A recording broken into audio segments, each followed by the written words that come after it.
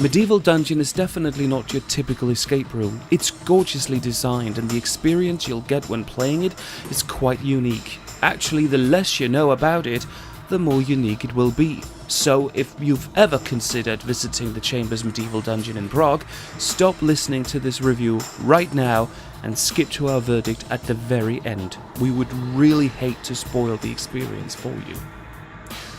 Alright, for the rest of us, here's the setup for Medieval Dungeon. It's not the most brilliant backstory in the world, to be honest. You're archaeologists, and during an excavation you've stumbled on this medieval torture chamber, fully intact apparently and ready to be used. Meanwhile, a secret society wants to stop all of your historical research. They don't want you to find the dungeon, and so they kidnap you, lock you up in tiny cells, and prepare to kill you the next morning. But then you meet the Dungeon Master, the executioner who brutally locks you up. He has his own agenda, and he'll play his own torture games with you if you don't behave. In fact, you probably won't make it through the night.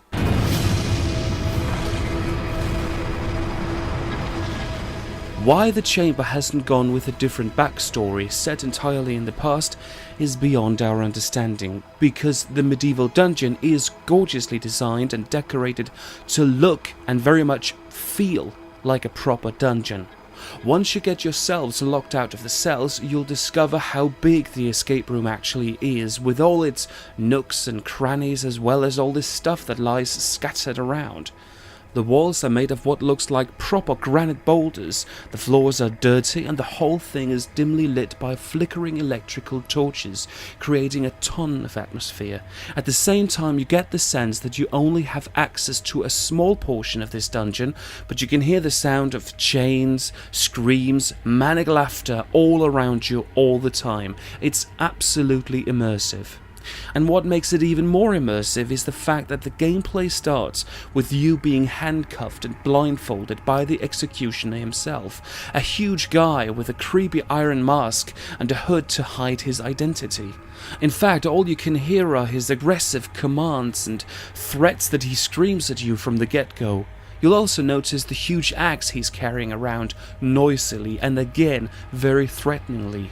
In fact, this start to the game felt so uncomfortable and stressful that it was quite difficult to concentrate on the puzzles themselves. Also because the executioner will continue to lurk around in the dungeon with you, and if he catches you at any point, he'll take you right back to your cells and you'll have to start all over again. In other words, it's brilliant, it's immersive to the nth degree, but it's also very uncomfortable and definitely not for the faint-hearted players.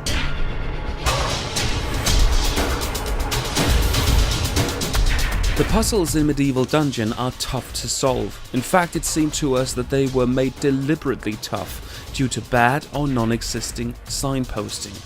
First of all, many of the puzzles are centered around finding the infamous needle in the haystack. Since the room is so dimly lit, nearly dark, and cluttered with debris, dust, and discarded objects of various sorts, it's difficult. Add a 60-minute time limit and a giant executioner threatening to rip your face off, break all your limbs, and destroy your progress completely, and these puzzles become unbearable. Secondly, some of the more inventive puzzles dealt with combining various objects with drawings in a little notebook that you find along the way. You also have to consult some engravings on the stone walls.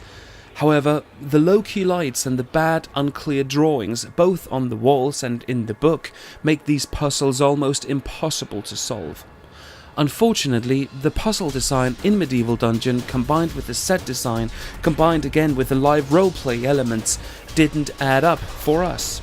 The rooms certainly have lots of atmosphere, but the gameplay and the puzzles never felt fun. We were never in flow during the game, but felt rather frustrated by all the needles we simply couldn't find in the haystack.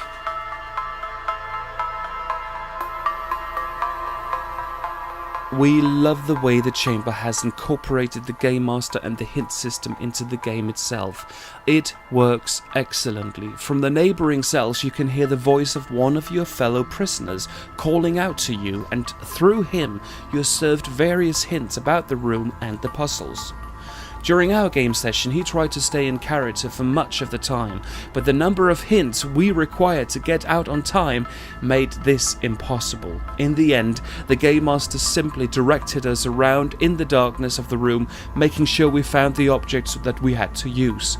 The whole idea, however, works very well. But then again, it doesn't really match the initial setup to the room. Has the secret society taken more people hostage? And why would these modern day prisoners be so familiar with the rooms and the puzzles that they would be able to guide you through?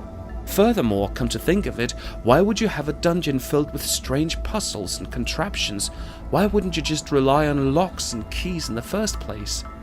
These incoherencies aside, the room is very immersive, the experience frightening. In this way, Medieval Dungeon should probably come with some sort of disclaimer. It's definitely not a typical escape room, so if this is the first room you ever play, you'll either be scared away for good, or all other escape rooms will pale in comparison.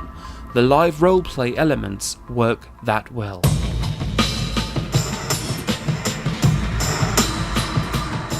Having finished Medieval Dungeon, all we really wished for was more time. Maybe a gameplay session of 120 minutes so we could try and solve all the impossible puzzles ourselves, and in that way get to enjoy the experience more, have fun, so to speak.